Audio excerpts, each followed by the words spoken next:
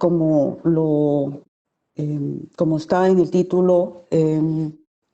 quería enfocarme en dos aspectos centrales cuando nos aproximamos al estudio de la muerte en los Andes,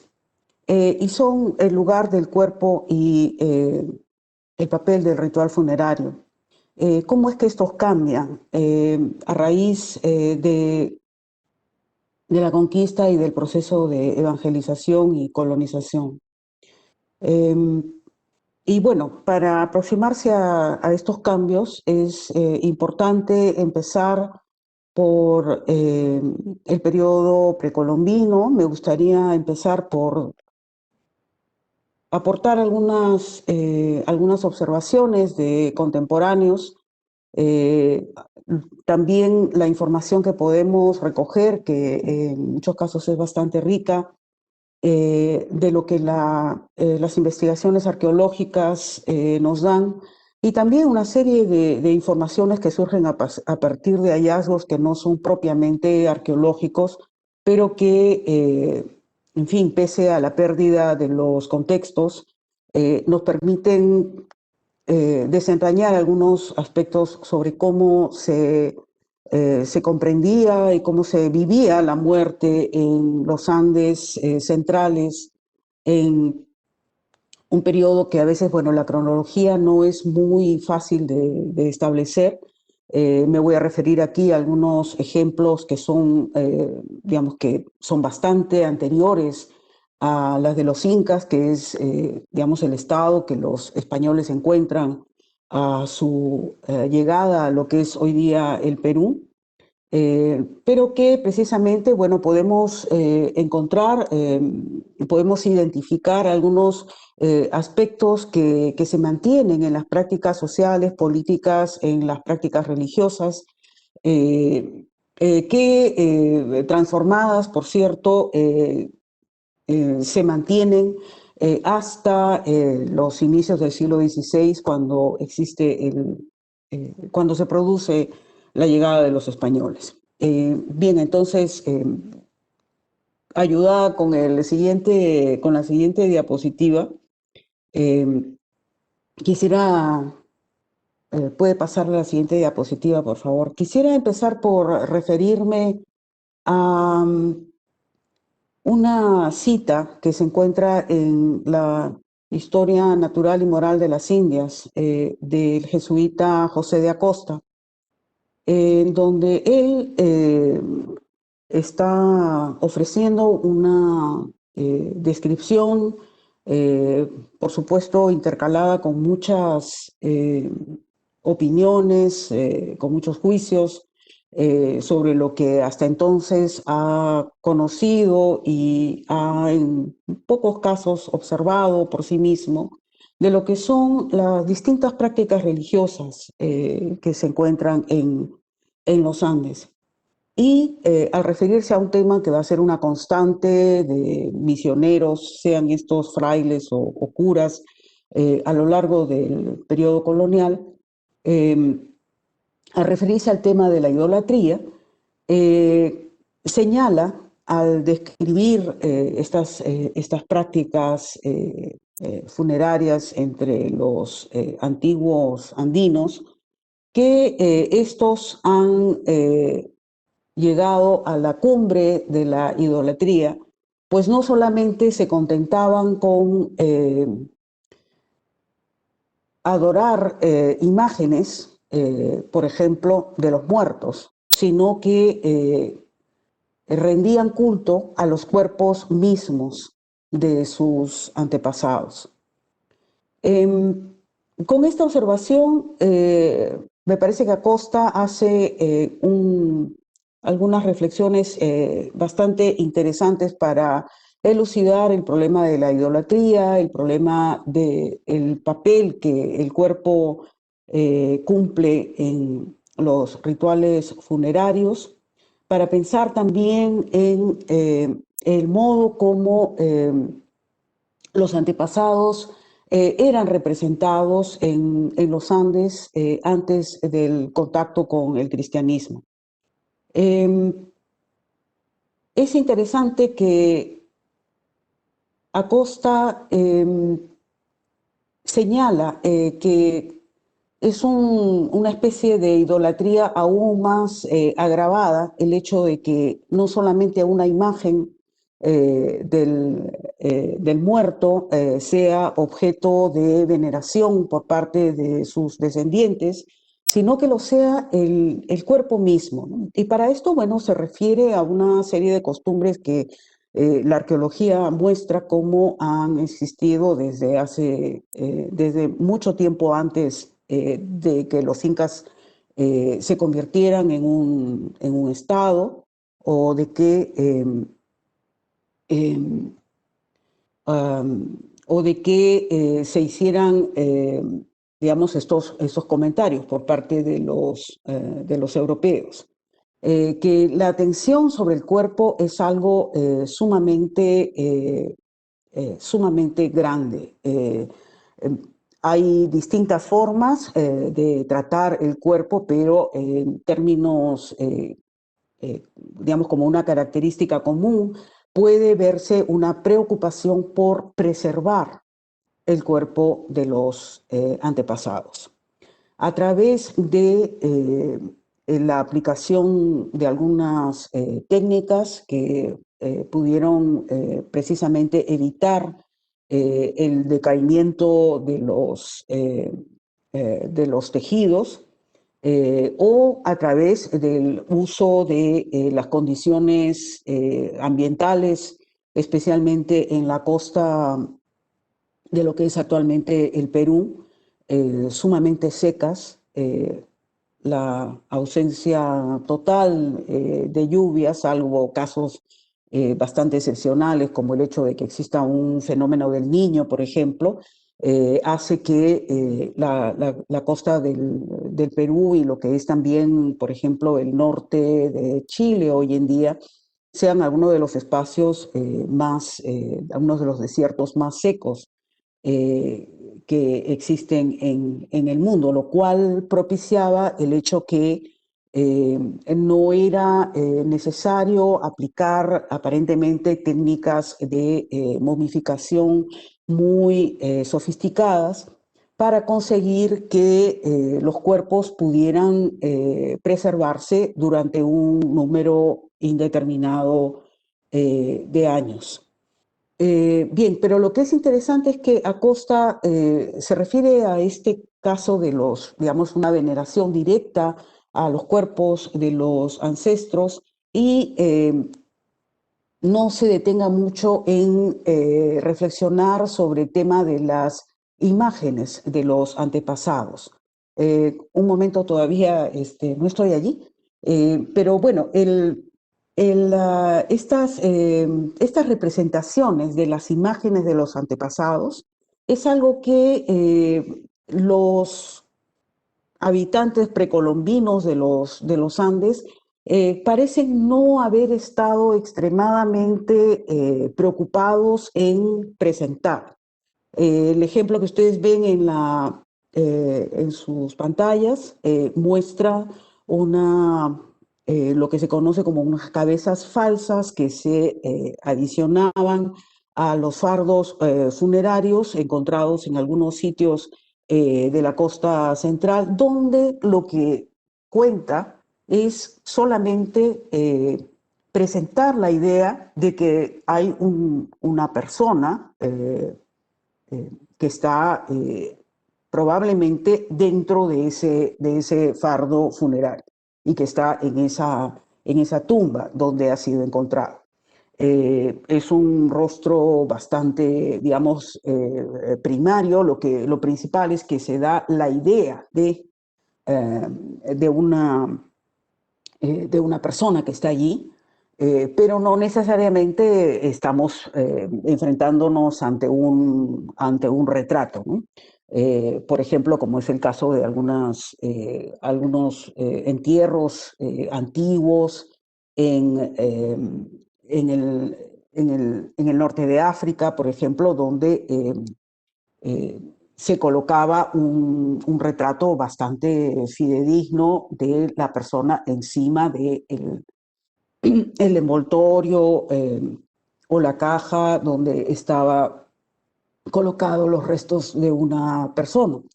En este caso no es así. Hay una forma bastante, digamos, se evoca la idea de persona, pero no se representa. Entonces, eh, por supuesto, no podemos exigir a una persona del siglo XVI a reflexionar con detalle sobre estos temas, pero lo que Acosta está haciendo es citar un pasaje del Antiguo Testamento, del libro de la sabiduría, que se refiere precisamente a cómo es que se inicia la idolatría. Se inicia, según esto, y es lo que parafrasea Acosta, según ese texto, que un padre, quedando muy dolido por la muerte de su hijo, manda pintar un retrato de él y, en fin, lo contempla permanentemente, igual lo hacen los otros miembros de la familia, y esto lleva a la realización de una serie de rituales, a una serie de actos de veneración, de recuerdo, que finalmente desembocan en lo que se puede reconocer, según Acosta y según este texto del Antiguo Testamento, en un culto idolátrico, puesto que se está venerando una imagen que no corresponde a lo divino, que no se está, por lo tanto, rindiendo eh, culto de una manera correcta. De manera que esta veneración por el cuerpo mismo es el principal problema o uno de los principales problemas que los misioneros encuentran en los primeros años de su contacto con los pueblos de los Andes. Bien, además de este asunto de lo que está representado en estos cuerpos conservados, eh, hay un problema allí que es, en fin, es complejo, a veces es difícil explicarlo si no es mediante un texto más o menos largo, pero es el hecho de que qué cosa exactamente es lo que se venera, ¿no? Y aquí estamos abordando un tema que siempre fue materia de debate, materia de confusión, está presente en varios escritos, está presente en también algunos documentos, digamos, que circulan de una manera bastante más restringida que escritos como de los que fue autor José de Acosta. ¿Qué exactamente es lo que hay allí? Eh, y creo que esta idea bastante más compleja de lo que son estos cuerpos enterrados es algo que seguramente los españoles, en fin, no alcanzaron a entender por distintas razones. El hecho mismo, para empezar, del rechazo que les producía estas prácticas funerarias, pero también porque el interés finalmente en alguno de estos entierros está centrado en otros aspectos. Si puede pasar a la siguiente diapositiva, por favor. Eh, varios de estos entierros, varios de estos fardos funerarios, que tienen distintas formas dependiendo del lugar, dependiendo de la fecha también, la posible fecha a la cual corresponden. Como dije, tienen como un aspecto común esta preocupación por preservar el cuerpo o como podemos ver también por preservar la idea de algunas personas, posiblemente también esas personas y su entorno, o posiblemente también lo que esas personas hacían eh, o, o las circunstancias en que vivieron, o tal vez las circunstancias en que murieron. Es interesante que algunos de estos entierros, al verse el contenido, cuando los arqueólogos han procedido eh, a a desenvolver, a abrir estos fardos, lo que han encontrado adentro es, bueno, muchas veces efectivamente el cuerpo de un individuo, eh, a veces acostado, a veces en posesión de cuclillas. Eh, en otros casos, lo que se ha encontrado dentro de estos fardos es más de un individuo, eh, un adulto o dos, a veces acompañados con niños.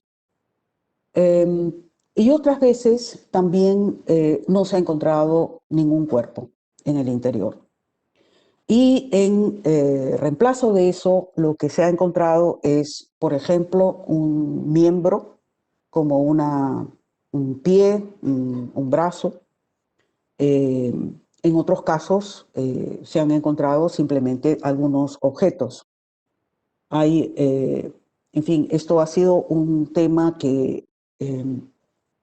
también nos confronta frente a nuestras propias ideas sobre lo que podemos esperar encontrar en un entierro de este tipo, especialmente si, como vemos, no habría mayor diferencia entre lo que un fardo funerario que contiene a una persona como un otro fardo que no contiene ninguna,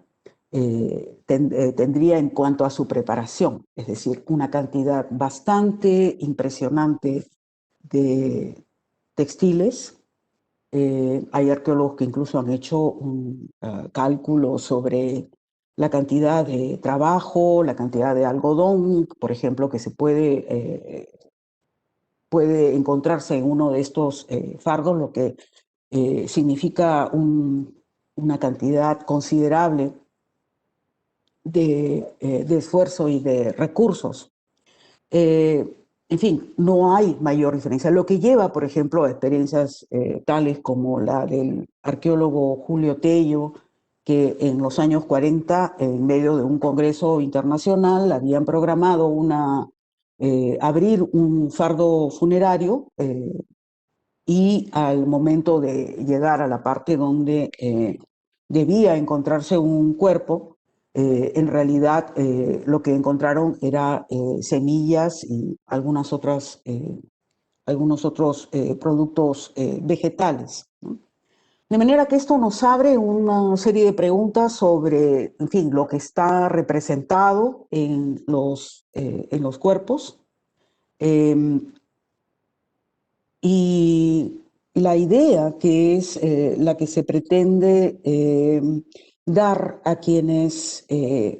están encargados de velar por la preservación de estos fardos, también nos puede llevar a pensar sobre los posibles rituales que se organizaban alrededor de estos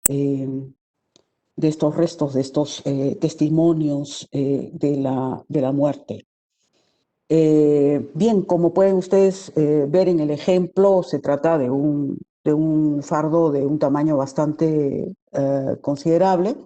encontrado en un sitio que está bastante cerca de la ciudad. En realidad, hoy día forma parte del conglomerado urbano de la ciudad de Lima, pero esta foto corresponde a mediados del siglo XX. Eh, y donde lo que vemos es básicamente, bueno, un paquete, digamos, bastante grande que ha sido cuidadosamente envuelto y anudado, que podemos deducir también por las condiciones en que fue encontrado y que fue desenterrado, eh, no correspondería necesariamente con algunas ideas que circulaban y que circulan aún hoy en día, en donde los cuerpos mismos de los difuntos eran llevados en procesión, en ocasiones especiales durante el año, eh, como sucede en algunos otros casos, ¿no? Estos son entierros que permanecerán tal cual una vez que se cierra la tumba. Y, por supuesto, podemos asumir que hay rituales de conmemoración de los muertos que se realizaban periódicamente. Pero no hay, al parecer, como en el ejemplo primero que mostré, algunas señales que puedan indicarnos algo sobre digamos, alguna señal de identificación, de representación de él o los difuntos o de la idea de muerte que está contenida en este lugar. Hay algunos otros ejemplos, la siguiente diapositiva, algunos otros ejemplos un tanto más cercanos a el momento en que los incas ya están, digamos, creciendo como Estado, incorporando otras partes del territorio fuera del Cusco a lo que vendría a llamarse su jurisdicción, por utilizar algún término moderno inteligible, en donde encontramos también, bueno, la idea de estos fardos funerarios que contienen una cantidad, como ya he dicho, bastante grande de tejidos, en algunos casos también alimentos, herramientas, y a las que se les ha añadido lo que se conoce como una cabeza falsa, que tiene un rostro que se representa mediante las aplicaciones de eh, algunos elementos que pueden ser conchas marinas, objetos de metal o de madera, y a los que se les da digamos, una expresión que, dada las limitaciones, digamos, de los elementos que se utilizan para hacer esos rostros, eh, no nos darían necesariamente una señal sobre la identidad de quienes están eh, contenidos en estos fardos, eh, tal vez también porque debido a la ausencia de elementos que nos puedan servir para interpretarlos, que podamos tener una idea más clara de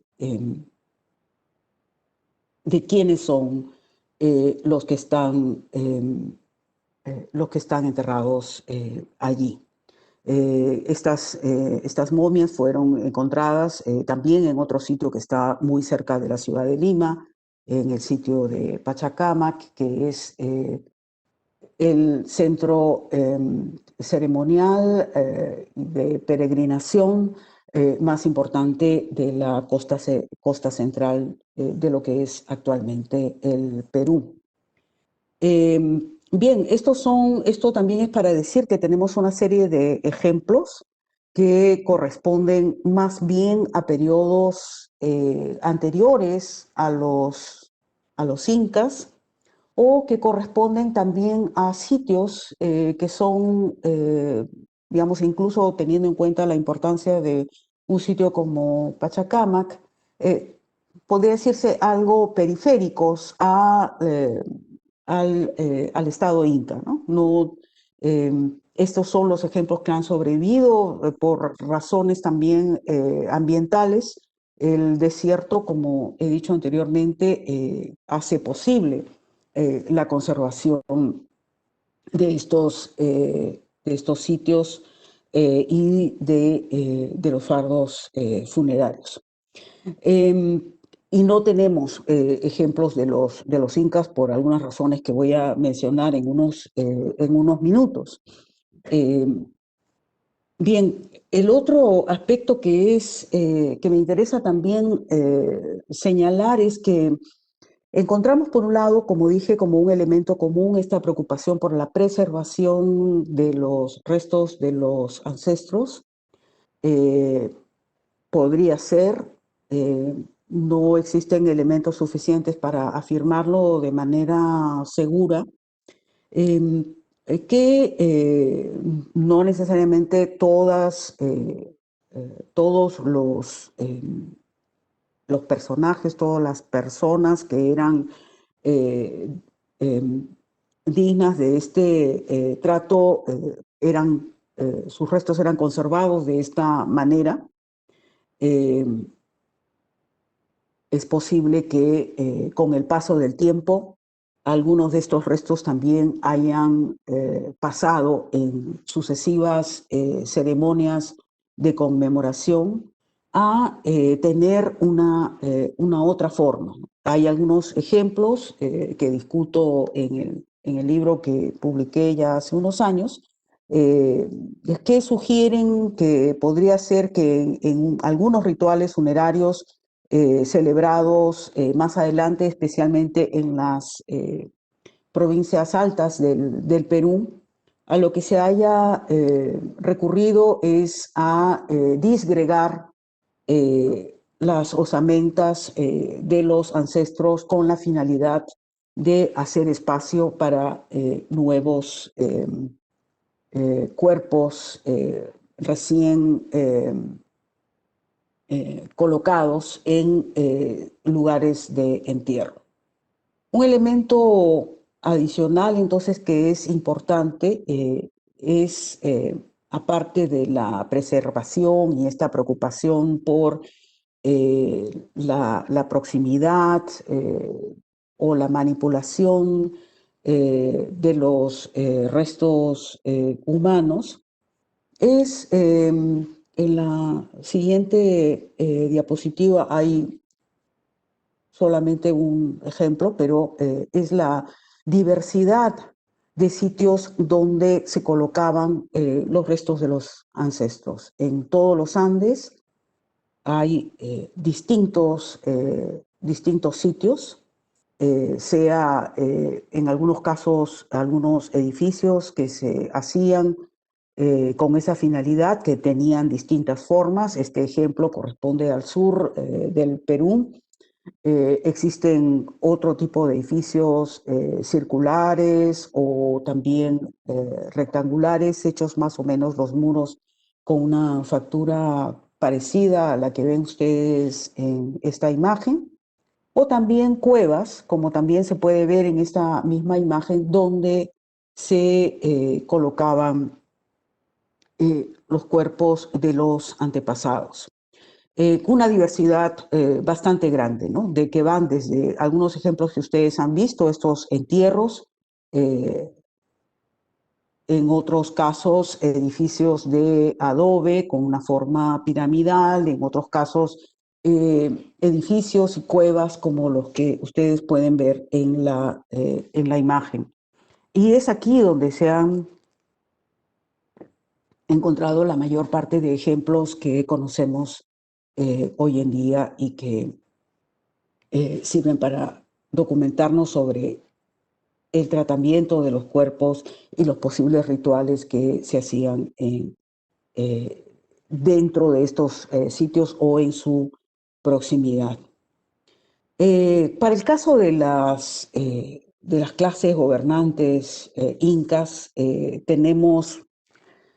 cierta ventaja por el hecho de que existen algunas referencias de tipo documental,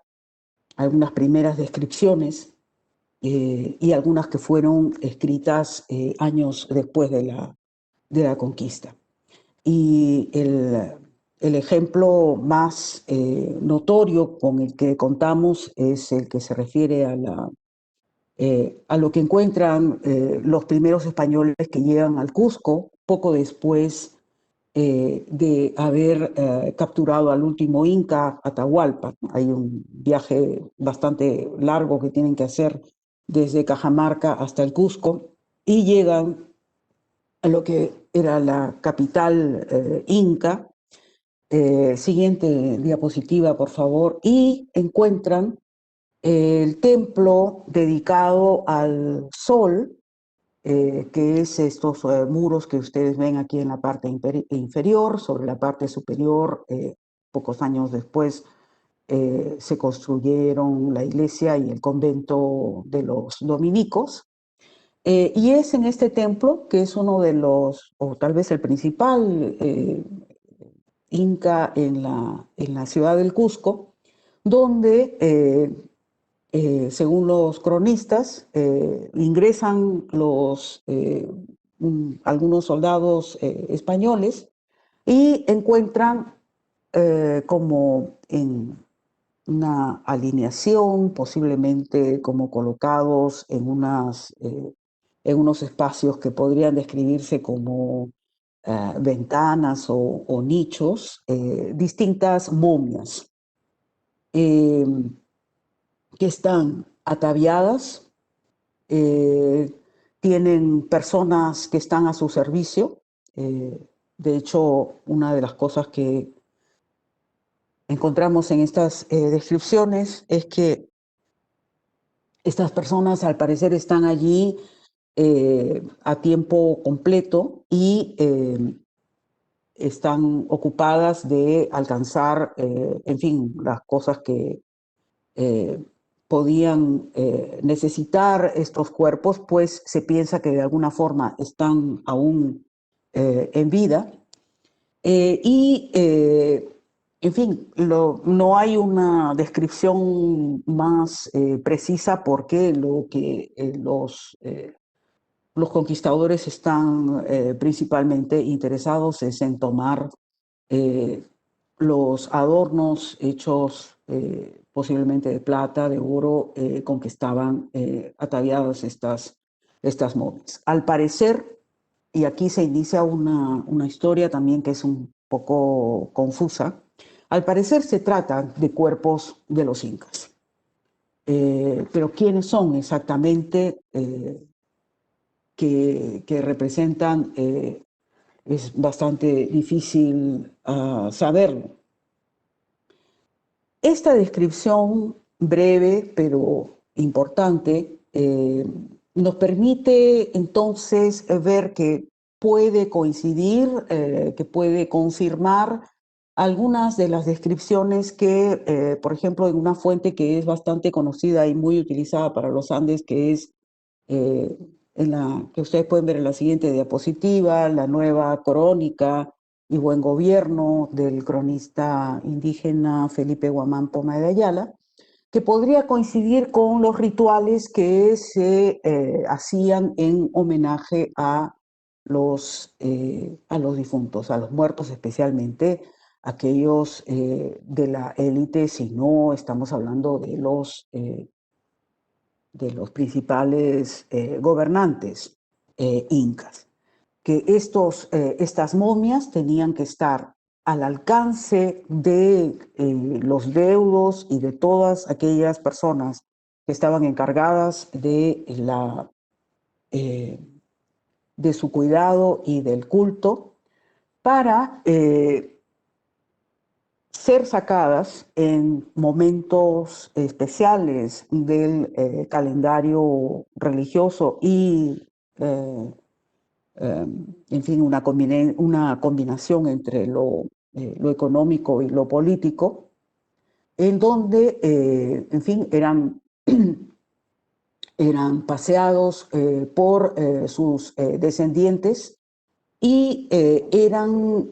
consultados sobre distintos aspectos que tenían que ver con el gobierno del Estado. Este es uno de los aspectos que está también descrito en algunas de las crónicas, especialmente la escrita por un familiar de Francisco Pizarro, Pedro Pizarro, quien da cuenta de estos rituales. Posiblemente él escuchó de estas ceremonias en donde los cuerpos mismos de los incas, o lo que se creía que eran los cuerpos de los incas, participaban como si estuvieran en vida de la vida pública de la ciudad y del Estado. ¿Por qué digo que esto es problemático? Porque, bueno, por un lado, se sabe que en el momento en que llegan los españoles a lo que hoy en día es el Perú, eh, estaba produciéndose una guerra civil entre aspirantes a suceder en el gobierno del Estado. una de las formas en que podemos notar cómo estos enfrentamientos habían alcanzado un nivel bastante serio es porque en un determinado momento uno de los rivales quema la momia del padre eh, de los otros.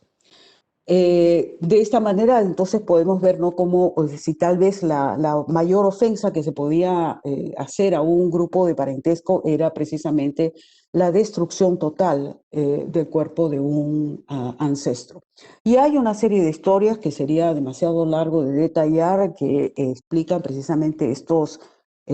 desplazamientos, estas destrucciones, hurtos de cuerpos.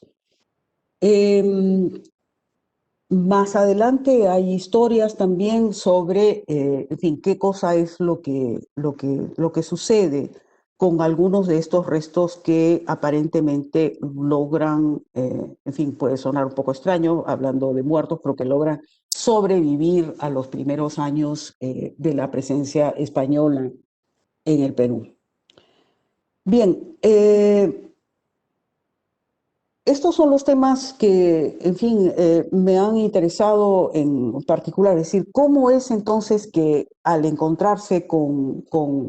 el proyecto de evangelización de la